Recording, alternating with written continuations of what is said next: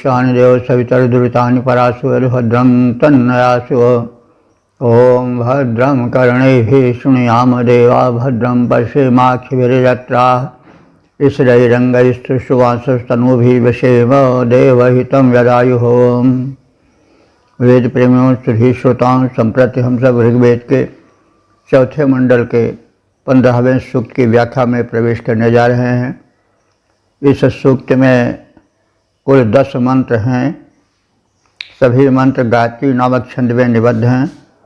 मंत्र दृष्टा ऋषि वामदेव और देवता अग्नि हैं। अब इस ऋग्वेद के चतुर्थ मंडल के 15वें सूक्त के पहले मंत्र के शीर्षक से परिचित हो ले। शीर्षक है अग्निदेव को यज्ञ में सादर लाना। अब संबंधित मंत्र का सर्वप्रथम स्वरपाठ हो जाए।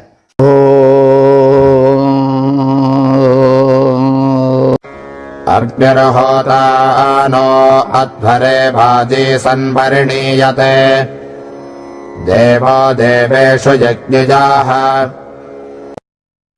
इस पहले मंत्र में अग्नि देव की महत्ता का कथन है और यज्ञ में उनके सादर प्रगटाए जाने का कथन है। तो अग्निदेव को संबोधित करके कहा जा रहा है और उनके वैशिष्ट्य को बताया जा रहा है कि होता, अग्निदेव होता है। होता माने यज्ञ का संपादन करने वाले प्रधान पुरोहित के रूप में है। तो होता देवों का आवाहक जो होता है, मंत्र द्वारा क्रिया संपादन करने वाला, उसको यज्ञ में होता कहा जाता है। आवाहक तो अग्निदेव देवदूत हैं और देवों के आवाहक हैं। यज्ञों में उन्हें आमंत्रित करने वाले हैं, इसलिए उनको होता कहा गया है। वैसे होता एक पुरोहित होता है जो कि ऋग्वेद का विशेष ज्ञाता होता है और वह ऋग्वेद के मंत्रों द्वारा देवों का आवाहन करता है। लेकिन यह तो प्रत्यक्ष होता है, अप्रत्यक्ष रूप से अग्निदेव जो हैं देवों का आवाहन करते हैं, इसलिए उन्हें भी होता कहा जाता है। ऋग्वेद के प्रथम मंडल के प्रथम सूक्त के प्रथम मंत्र में अग्निदेव को होता बताया गया है। अग्निमीडे पुरोहितम होतारम रत्नधात्मम, इस तरह से कहा गया है। तो होता है अग्निदेव, तुम होता हो। देवेषु देवः, देवों के मध्य अत्यधिक तेजस्वी देव हो। देवेषु देवः माने देवों में भी देव हो, यानी दिव्य तेज वाले देवों के मध्य तुम अत्यधिक तेजस्वी हो। और यज्ञ, यज्ञ माने यजनीय हो, पूजनीय हो। हे अग्निदेव, तुम इन गुणों से परिपूरित हो। नह अध्वरे, नह माने हमारे, अध्वरे माने अहिंसक यज्ञ में। अध्वर, अध्वर यज्ञ को कहते हैं जिसमें हिंसा न हो। तो हे अग्निदेव, आप हमारे अध्वर में आगमन करो। किस तरह से? बाजीवत, जैसे कोई बड़ा ही सुघड़ सुंदर अश्व, परिपुष्ट अंगों वाला अश्व लाया जाता है। तो उस युग में अश्व की बड़ी महिमा थी। सुंदर अश्व जब सभा में लाया जाता था तो एक विचित्र प्रकार की शोभा छिटक पड़ती थी। तो उस समय में अश्व की महत्ता और उसके आगमन से होने वाले वातावरण के समृद्ध हो जाने की सूचना इस उपमा द्वारा दी जा रही है कि जैसे कोई जब गुणवान बलि अश्व लाया जाता है तो एक उस सभा में एक विशिष्ट आभा फैल जाती है, वैचित्र्य फैल जाता है। उसी प्रकार से जब अग्निदेव अध्वर में यज्ञ में प्रकट होते हैं तो एक विशेष आभा उस यज्ञ स्थान की हो जाती है। तो इस प्रकार से तुम यज्ञों में द्रुतगामी अश्व की भांति लाए जाते हो।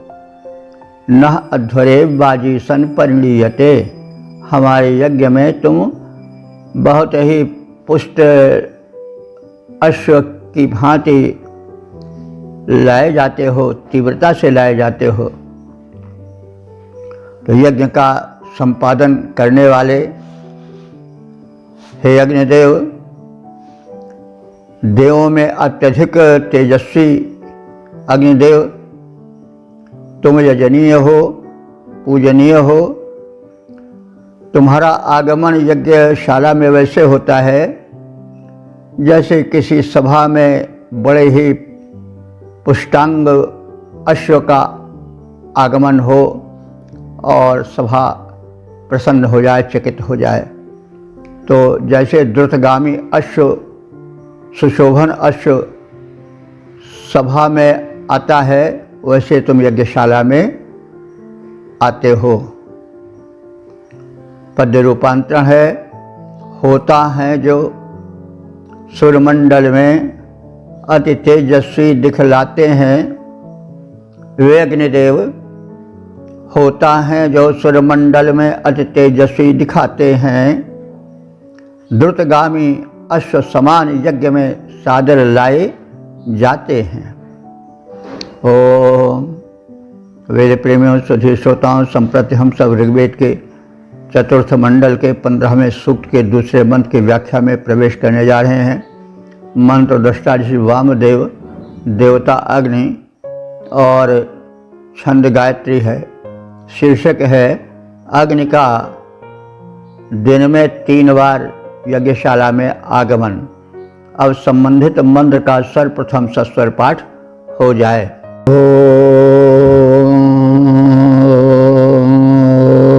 परित्रिभिष्ट्यध्वरय्यात्यग्निरथेरिव आदेवेषु प्रचोदधत। इस दूसरे मंत्र में अग्नि देवता के यज्ञ के तीनों सवनों में सम्मान पूर्वक आगमन का कथन है। तो सवन तो आप जानते होंगे, ये जब यज्ञ होता था तो उसमें सोम रस निचोड़ा जाता था और सोम रस के निचोड़े जाने और शोधन की प्रक्रिया को सवन कहा जाता था। यज्ञ प्रातः, मध्याह्न और सायं इन 3 वेलाओं में होते थे वैदिक युग में, और तीनों समनों में इन 3 काल के होने वाले त्रैकालिक यज्ञ में सोम निचोड़ा जाता था 3 बार, देवार्पण होता था सोम रस का। तो उस समय 3 बार अग्नि का आवाहन होता था। तो वही क्रिया बताई जा रही है कि अग्नि देवेषु प्रायः आदधत, यह अग्नि देवों के लिए हवि अन्न को धारण करता हुआ आता है। और कैसे आता है? रथी इव, जैसे रथ पर सवार कोई प्रतिष्ठित रथी या महारथी आए तो यज्ञशाला में अग्निदेव बड़े शान से आते हैं, वैसे जैसे कोई रथी महारथी किसी सभा में बड़े शान से पहुंच जाए और वहाँ वे अग्निदेव यज्ञशाला में हविष्य को ग्रहण करते हैं।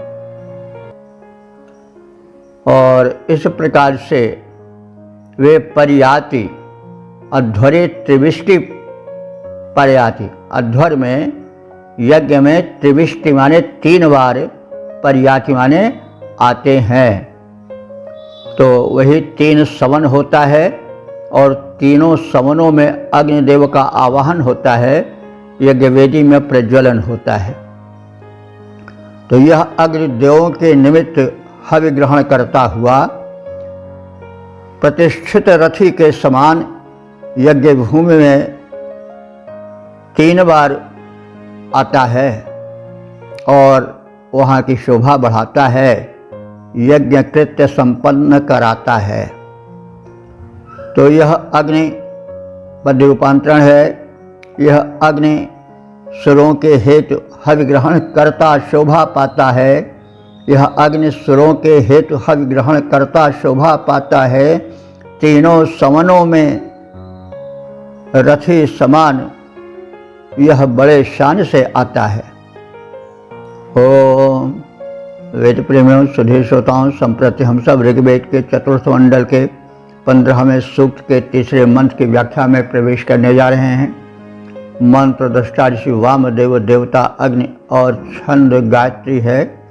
शीर्षक है दानी अग्नि देवता। अब संबंधित मंत्र का सर्वप्रथम सस्वर पाठ हो जाए।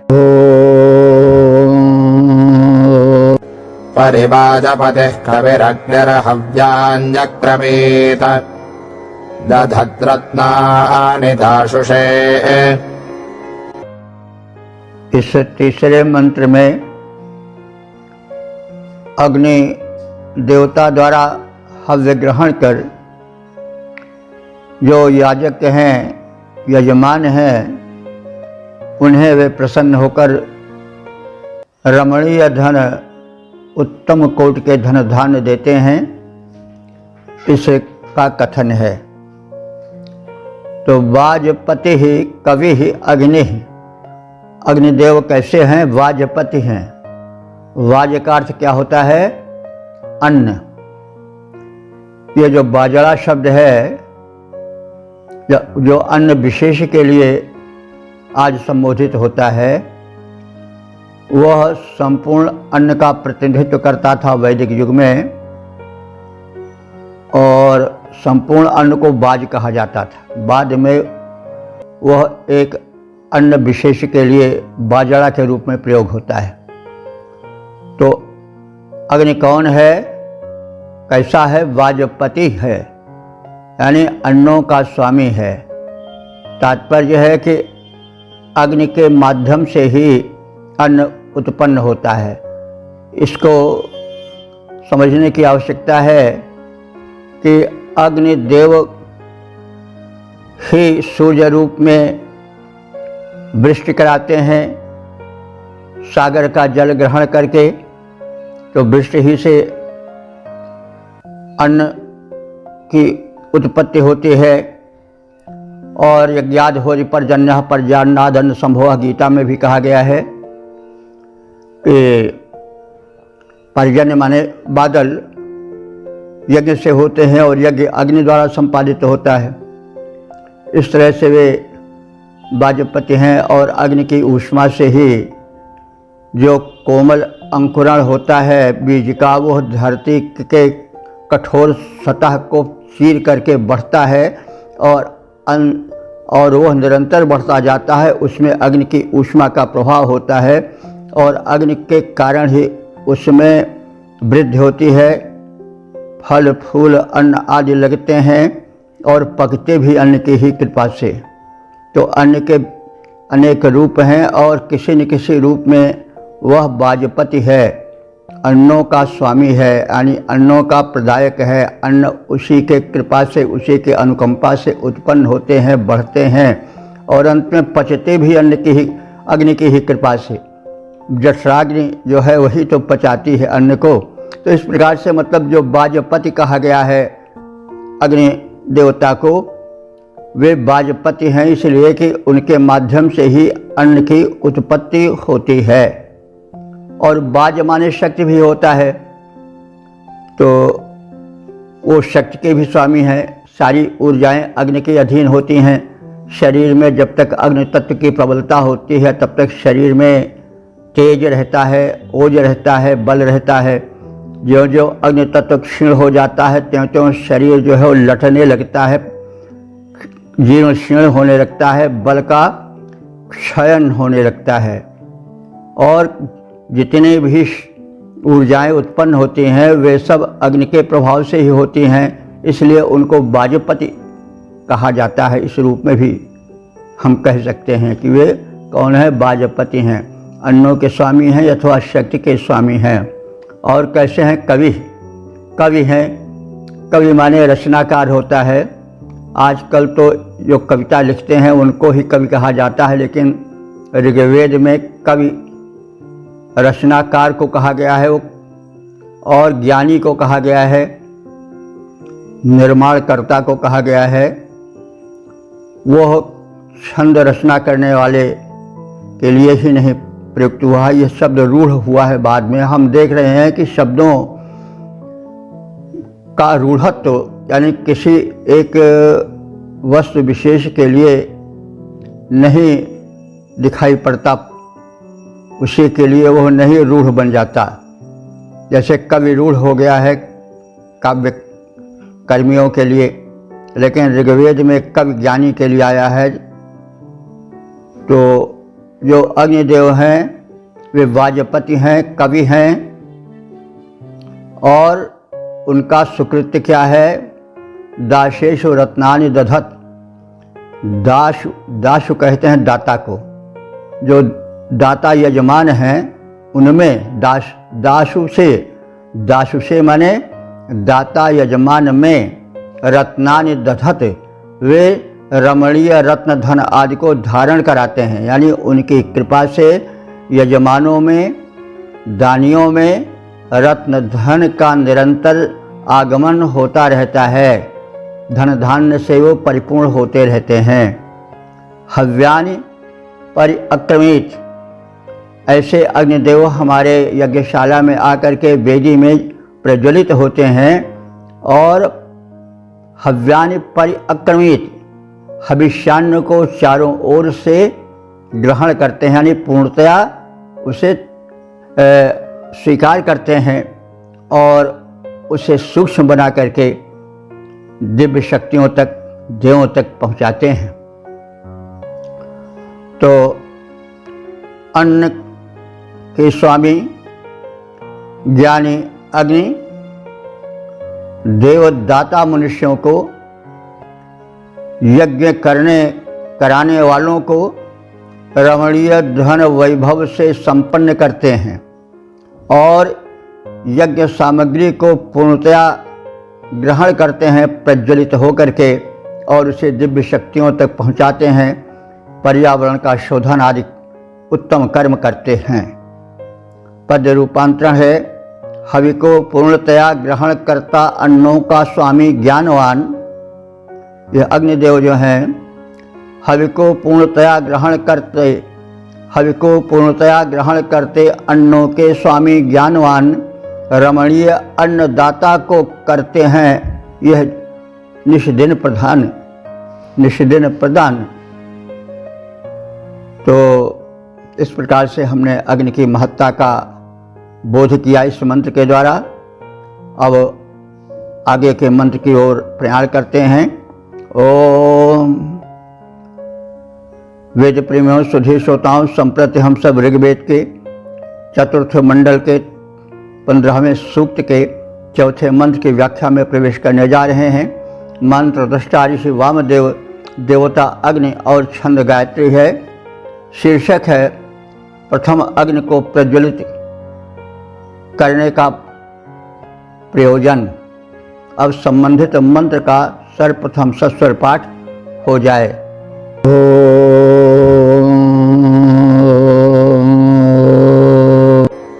अजञ्जसृन्दजे पुरोदये बभाते समिध्यते जुमां अमित्रदम्भनः। इस चौथे मंत्र में अग्नि देव की अग्र पूजा का कथन है और उनकी अग्र पूजा देवताओं द्वारा भी की जाती है, क्योंकि वे शक्ति के स्रोत हैं, परमात्मा के तेजोमय रूप हैं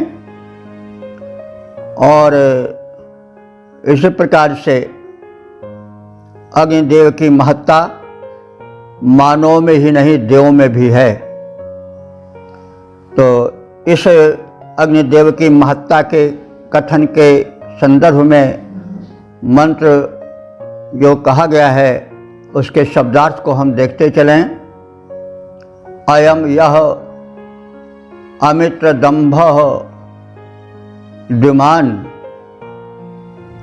अयम माने यह अग्नि, यह जो कि अमित्र दंभना, अमित्र कहते हैं शत्रु को, न मित्रम अमित्रम, जो मित्र न हो वह अमित्र है अर्थात शत्रु। तो यह अग्नि जो है वह अमित्र दंभना, शत्रुओं का दंभन करने वाला। दंभन माने विनाश, दबाना, दमित कर देना। तो यह जो अग्नि है वो शत्रु शक्तियों का, दुष्टों का दमन करने वाला है। और कैसा है? द्युमान, बड़ी ही द्युति वाला है, तेजस्वी है। दैववाते सृंजय, देवों द्वारा, देववाते माने देवों द्वारा यह अग्नि जो है वह संजय यानी अभिलषित विजय कार्य में प्रथम पूज्य होता है। पुरः समिध्यते, और युद्धों में विजय पाने के क्रम में यह पुरः माने आगे यानी सर्वप्रथम, समिध्यते माने प्रज्वलित किया जाता है। शत्रु संहारक तेजस्वी अग्नि को देवों द्वारा अभिलषित विजय कार्य में जयोद्देश्य से सबसे आगे प्रज्वलित किया जाता है। ये अग्निदेव शत्रुओं का दमन करने वाले हैं और द्युतिमान है, इसलिए यह देवताओं द्वारा भी अग्र पूजा पाते हैं। संपूर्ण कार्यों में अग्निदेव का ही उपासन सर्वप्रथम होता है, क्योंकि वे ऊर्जा के प्रतीक हैं, प्रकाश के प्रतीक हैं और हित में आगे रहने वाले हैं। इस प्रकार से अग्निदेव की महत्ता का स्थान स्थान पर कथन हुआ है, हम लोग उससे पूर्ण परिचित हैं। अब इसके पद रूपांतरण को देखें। जो अरिसंहारक तेजवान स्थान अग्र में पाए हैं, सुर विजय कार्य में अग्निदेव को आगे रखते आए हैं। इस प्रकार से अग्नि केवल मानवों में ही नहीं, देवों में भी अग्र पूजा के अधिकारी अपने दिव्य गुणों के कारण, महत्ता के कारण बन पाए हैं। ओम वेद प्रेम सुधी श्रोताओं, संप्रति हम सब ऋग्वेद के चतुर्थ मंडल के 15वें सूक्त के 5वें मंत्र की व्याख्या में प्रवेश करने जा रहे हैं। मंत्र दृष्टा ऋषि वामदेव, देवता अग्नि और छंद गायत्री है। शीर्षक है अग्नि उपासना के लाभ। अब संबंधित मंत्र का सर्वप्रथम सस्वर पाठ हो जाए।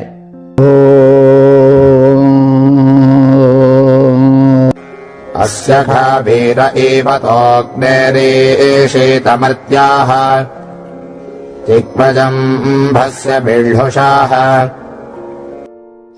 इस 5वें मंत्र में अग्नि देव की महत्ता और उनकी उपासना के फल का कथन है। अग्निदेव कैसे हैं? तिग्म जंभ, जंभ कहते हैं दाढ़ को, जबड़े को।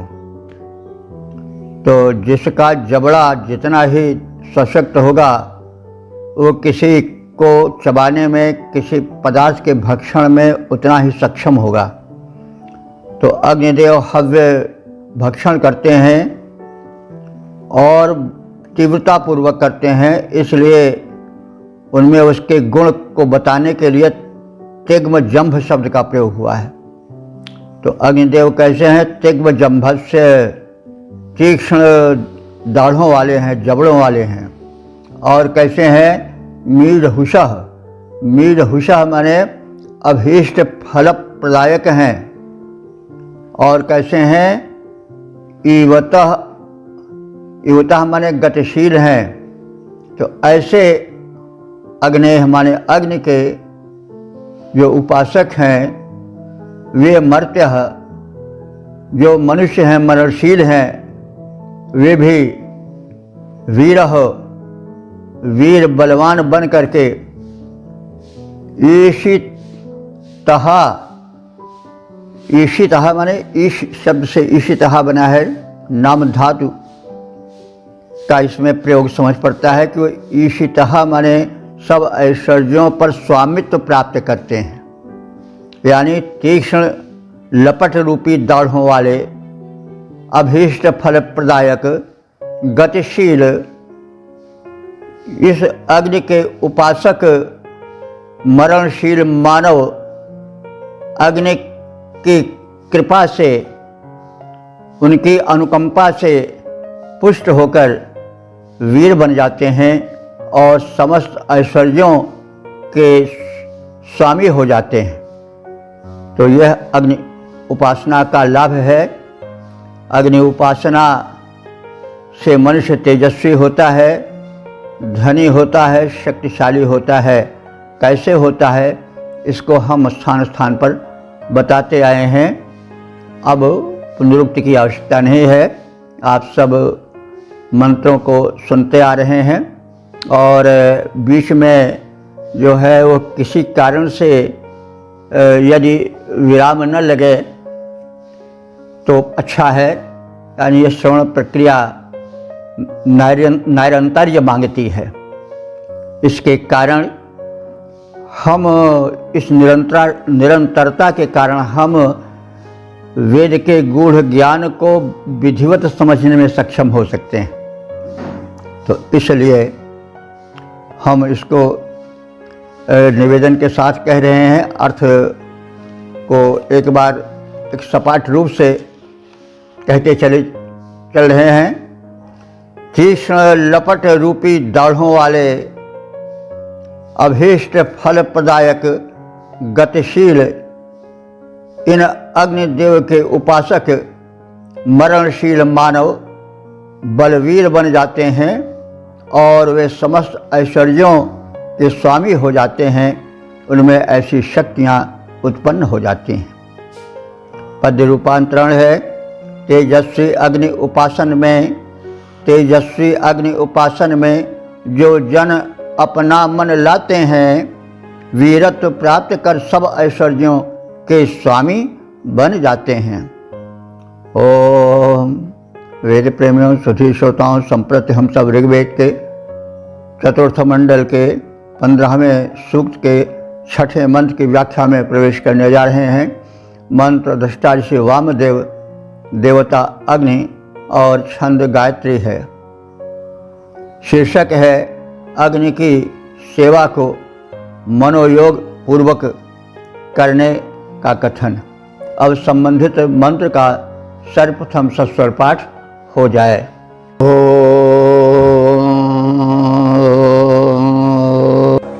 तमरवन्तन्नसा नसि मरुषन्न दिवः शिशुम् मरमृज्यन्ते दिवे दिवे। इस 6ठे मंत्र में यह संदेश दिया गया है कि अग्निदेव की सेवा मनोयोग पूर्वक, उनकी उपासना लगन के साथ प्रतिदिन होनी चाहिए। क्योंकि जीवन में जब अग्नि तत्व नहीं रह जाता है तो अंधकार, दौर्बल्य और मरण का आमंत्रण सा जीवन हो जाता है। तो इसलिए ऋषि संदेश दे रहा है कि हे मानव, तुम अग्निदेव की मनोयोग पूर्वक सेवा करो। अग्नि की सेवा का अर्थ हुआ प्रार्थना स्तुति करके तो हम उनको प्रसन्न करें ही, क्योंकि जब हम किसी देव की या किसी दिव्य शक्ति की उपासना करते हैं तो उसका स्वरूप सामने आ जाता है। तो जो गुण है, जो तेज है, उसका शरीर में संक्रमण होने लगता है। सूक्ष्म शक्ति एक प्राप्त होती जाती है। स्तुति का महत्व है, इसीलिए वेदों में स्थान स्थान पर कहा गया है कि अपने जीवन को स्तुतिमय बना लो, प्रार्थनामय बना लो। जीवन यदि प्रार्थनामय बन गया तो जीवन धन्य हो जाएगा, सफल हो जाएगा, स्वस्थ हो जाएगा, संपन्न हो जाएगा। तो अब इस अग्निदेव की सेवा में अंतराल न आए, किसी प्रकार से उसमें विघ्न बाधाएं या रुकावट न आए। इस बात के कथन के क्रम में कहा जा रहा है कि जिस प्रकार से उत्तम अश्व की रोज सेवा की जाती है और जिस प्रकार से सूर्य देव की रोज आराधना होती है, वैसे ही इन प्रकाश पुत्र अग्निदेव की भी उपासना होनी चाहिए। अरवंतम न, ये उपमा दी जा रही है कि किस प्रकार से अग्निदेव की अविरल, बिना किसी दिन के अंतर को छोड़े बिना, यानी प्रतिदिन उसी प्रकार से अग्निदेव की सेवा होनी चाहिए। जिस प्रकार से अरवन कहते हैं अश्व को। अरवन माने अश्व। यहाँ हो सकता है कि अरबी घोड़े बड़े प्रसिद्ध माने जाते हैं, तो ये अरब देश में, अरब देश जो है, आज अरब कहा जाता है, तो हो सकता है इसी अरब से संस्कृत के वो अरब बन गया हो, क्योंकि अरबी घोड़े बड़े प्रसिद्ध होते हैं। तो इस कारण से उस देश विशेष को अरब कह दिया गया हो। तो बहरहाल ये संभावना बताई जा रही है। वैसे अरब शब्द का अर्थ होता है अश्व। तो नौ माने समान, जैसे निवेदन किया जाता रहा है कि जब संज्ञा के बाद में न शब्द आता है तो वह समानता का द्योतन करता है। यदि पहले होता है तो नकारात्मक अर्थ देता है। तो अरवंतम न माने अश्व के समान। तो जैसे द्रुतगामी अश्व की नित्य प्रति सेवा की जाती है, उसको तीव्रगामी बनाने के लिए खरहरा किया जाता है, सफाई की जाती है, एक सेवक रहता है जो तरह तरह से उसकी सेवा करता है, खान पान का ध्यान रखता है, तो अश्व में तीव्रता आ पाती है। अश्व किसी समय यानी मध्यम युग तक बहुत बड़ा साधन था युद्ध का, और युद्ध यानी जो अश्वारोही दल था उसका बड़ा महत्व था। रथ, जो रथ सेना होती थी उसको भी अश्व ही खींचता था। वैसे शान शौकत में आने जाने में अश्व का बड़ा महत्व था। तो इसीलिए अश्व शब्द को यहाँ लाया गया है। आज के समय में तो उतना उपयुक्त नहीं बैठता है, क्योंकि आज गमनागमन के साधन अनेक हो गए हैं, कार हो गई है और हेलीकॉप्टर हो गए हैं, तो अश्व का वो महत्व नहीं रहा है, तो कालक्रम है। लेकिन किसी समय में अश्व का बड़ा महत्व था। तो यहाँ पर अग्निदेव की परिचर्या उसी प्रकार से नियमित रूप से होनी चाहिए जैसे अरव की होती है, यानी बड़े द्रुतगामी अश्व की होती है। और दिवा शिशुम न, दिव माने होता है द्युलोक, और शिशु कहते हैं छोटे बच्चे को। 9 माने समान। तो दिवा शिशु कौन है? दिलोक का पुत्र कौन है? सूर्य। दिलोक की गोद में वो खेलता है, प्रकट होता है, इसलिए काव्यात्मक भाषा में उसे दिवा शिशु कह दिया जा रहा है। तो दिलोक के शिशु सूर्य के समान उसकी उपासना होनी चाहिए। जैसे सभी उपासक लोग प्रभातकालीन सूर्य की ओर ऊर्ध्व दृष्टि करके उसकी उपासना करते हैं श्रद्धा के साथ, लगन के साथ, वैसे ही इस अग्निदेव की भी सेवा होनी चाहिए। तो 2 दिए गए, अर्वन और सूर्य। तो जैसे द्रुतगामी अश्व सेव्य होता है, जैसे सूर्य सेव्य होता है, उपास्य होता है, उसी प्रकार से अग्नि की भी उपासना करनी चाहिए। अरुषम, वो अग्नि जो को अरुष हैं, अरुष माने तेजस्वी हैं, दीप्तिमान हैं। और सानसिम, सानसिम माने सेव्य हैं। उन अग्निदेव की दिवे दिवे माने दिनों दिन यानी प्रतिदिन मर मृजनते, बार बार हम लोग सेवा करते हैं और वे सेव्य हैं। तो द्रुतगामी अश्व और दिलोक के पुत्र भूत सूर्य की सेवा जिस मनोयोग से प्रतिदिन की जाती है, उसी मनोयोग से दीप्तिमान सुसेव्य अग्नि की परिचर्चा भी याजकगण नित्य करते हैं और करते रहें। पद रूपांतरण है द्रुतगामी अश्व सेव्य जैसे, द्रुतगामी अश्व सेव्य जैसे दिन के स्वामी दिन कर महान, याजक गण द्वारा हैं सुसेव्य वैसे ही पावक दीप्तिमान। ओम वेद प्रेमियों, सुधीर श्रोताओं, संप्रति हम सब ऋग्वेद के चतुर्थ मंडल के 15वें सूक्त के 7वें मंत्र की व्याख्या में प्रवेश करने जा रहे हैं। मंत्र दृष्टा ऋषि वामदेव, देवता अग्नि और छंद गायत्री है। शीर्षक है सहदेव पुत्र राजा सोमक के अश्व पाने का कथन। अब संबंधित मंत्र का सर्वप्रथम सस्वर पाठ हो जाए।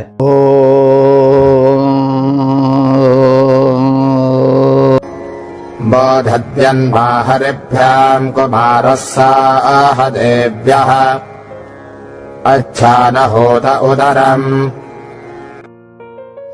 इस 7वें मंत्र में अग्निदेव विषय की कोई चर्चा नहीं है, प्रार्थना नहीं है।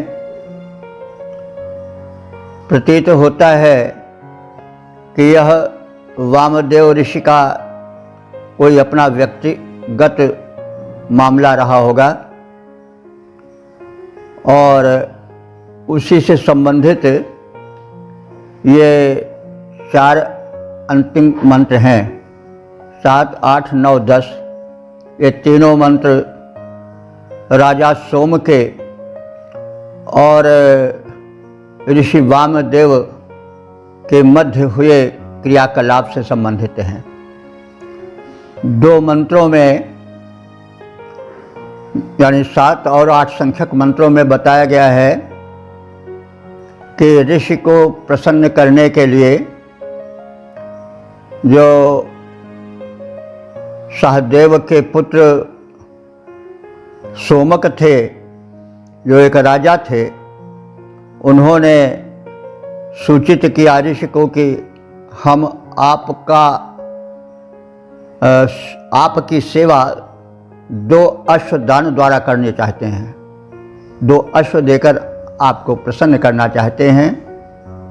तो उनके इस संदेश से अवगत होकर के राजा सोमक के घर ऋषि वामदेव आए और वहाँ उनके सेवा सत्कार से प्रसन्न हुए।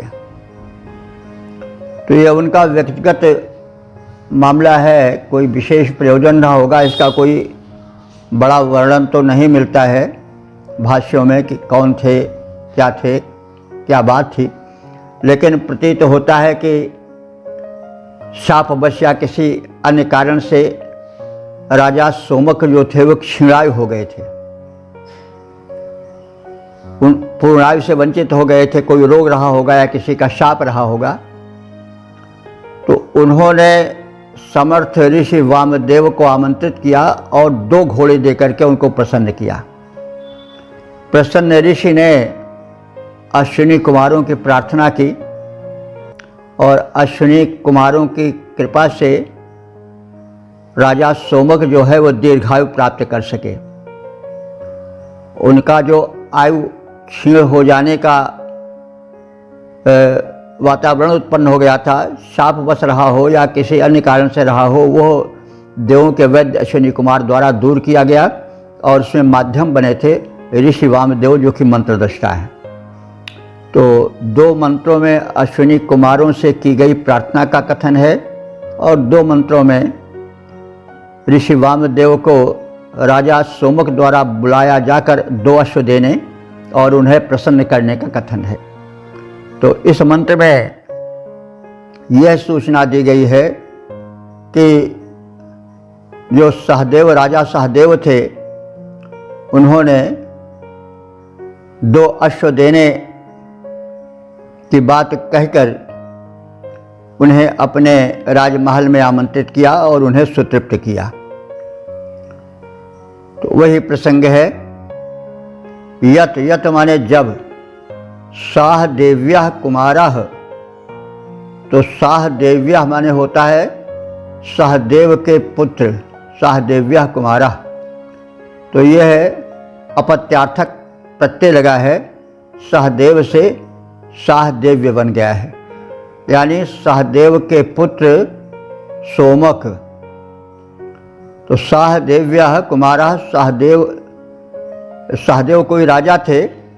ये महाभारत वाले सहदेव से नहीं इसको जोड़ना चाहिए, क्योंकि ये सतयुग की बहुत पहले की बात है। सहदेव जो प्रसिद्ध हैं लोगों में, वो तो द्वापर के अंतिम चरण के थे। व्यक्तित्व पांडवों में एक थे, चतुर्थ पांडव या अंतिम पांडव कहे जा सकते हैं। पंचम पांडव 5 थे। तो युधिष्ठिर, भीम, अर्जुन, नकुल, सहदेव ऐसा कहा जाता है। तो सहदेव संभवतः अंतिम पांडव थे। तो उन सहदेव से यहाँ तात्पर्य नहीं है। यह सहदेव सतयुग के ऋग्वेद काल के कोई राजा थे जो कि एक पुत्र प्राप्त किए थे जिसका नाम था सोमक। वे सोमक क्षीणायु हो गए थे। तो ऋषि को प्रसन्न करने के लिए उन्होंने ऋषि को बुलाया,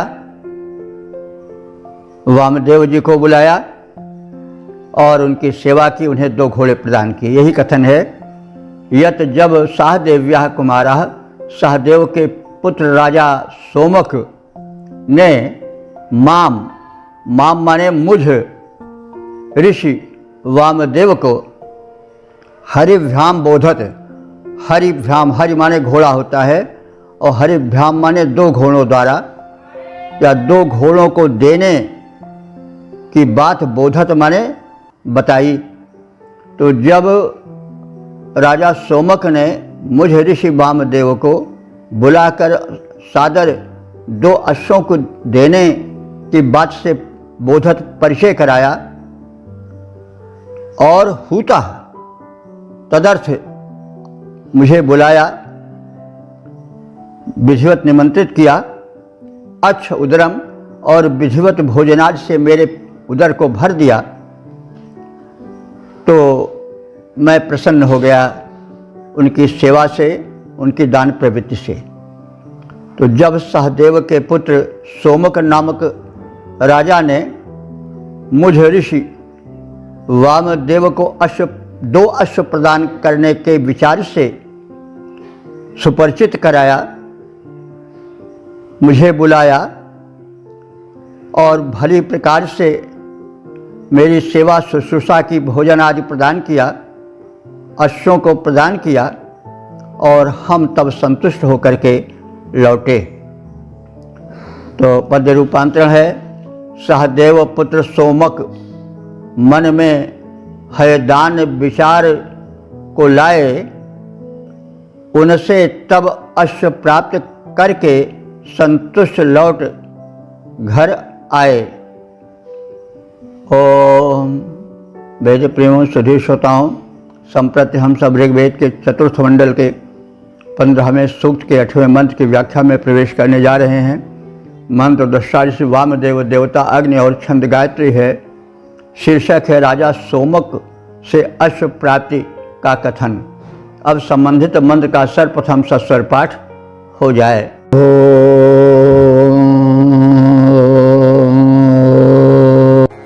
उतत्याय जता हरे कुमारात्साह देव्याद प्रजता सद्य आददे। इस 8वें मंत्र में भी वही पूर्व मंत्र को दोहराया गया है। एक प्रकार से वामदेव ऋषि को राजा सोमक ने अश्वदान के लिए बुलाया, तो जो ऋषि वामदेव थे वो राजा सोमक के राजमहल में गए और 2 प्रशंसनीय अश्व प्राप्त किए। इसी का कथन है। उत माने और, सहदेव्यात कुमारात, सहदेव्यात माने सहदेव के कुमार माने पुत्र, यानी सोमक से मुझ ऋषि ने हरि माने 2 घोड़े प्राप्त किए, जो कि यजता माने बड़े ही प्रशंसनीय थे, उत्तम कोटि के होने के कारण यजनीय थे, पूज्य थे। तो उन घोड़ों को मुझ ऋषि ने प्राप्त किया। सद्य आददे, सद्य माने शीघ्र ही, आददे माने दिए जाने के कारण प्राप्त किया। तो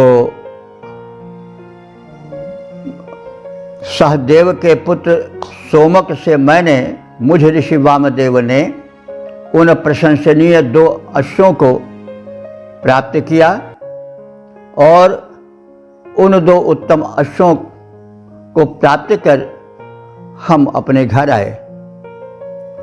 तो ऋषि कह रहा है,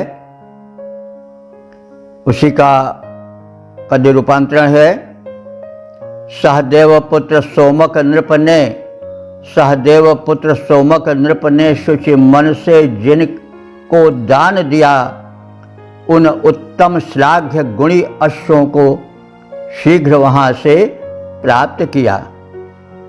ओम वेद प्रेमियों सुधीर श्रोताओं, संप्रति हम सब ऋग्वेद के चतुर्थ मंडल के 15वें सूक्त के 9वें मंत्र की व्याख्या में प्रवेश करने जा रहे हैं। मंत्र दृष्टा ऋषि वामदेव, देवता अग्नि और छंद गायत्री है। शीर्षक है दानी सोम के दीर्घायु प्राप्ति की कामना। अब संबंधित मंत्र का सर्वप्रथम सस्वर पाठ हो जाए।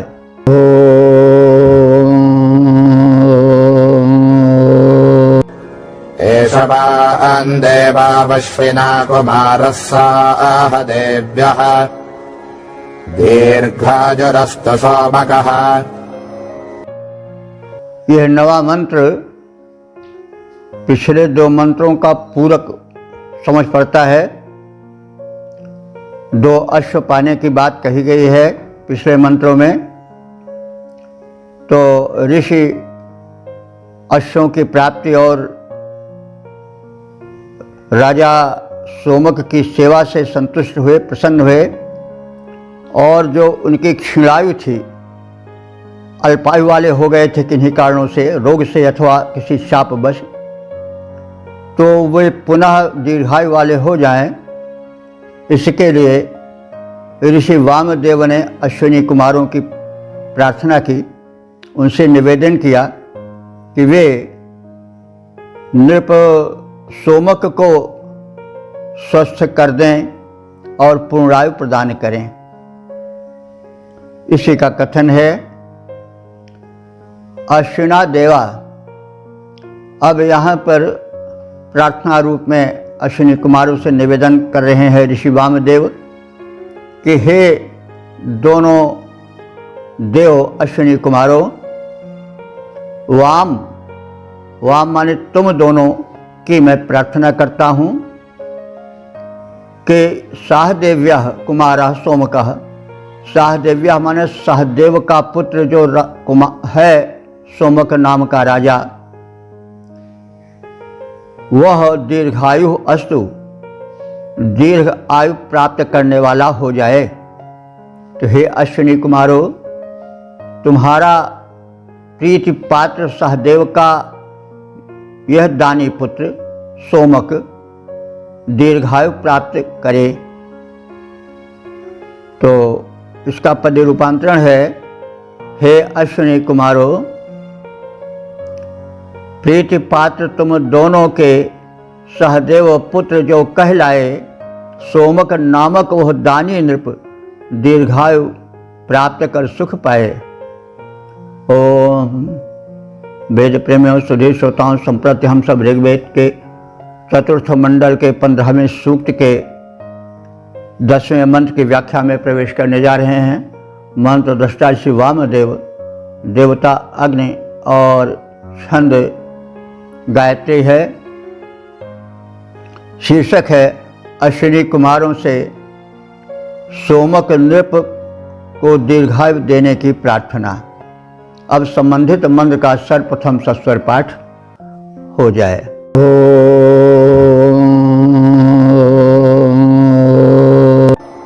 तञ्जुवन्दे एवावश्विना कुमारं साह देव्यम् दीर्घायुषं गृणोतना। यह 10वां मंत्र भी 9वें मंत्र का पूरक सा समझ पड़ता है।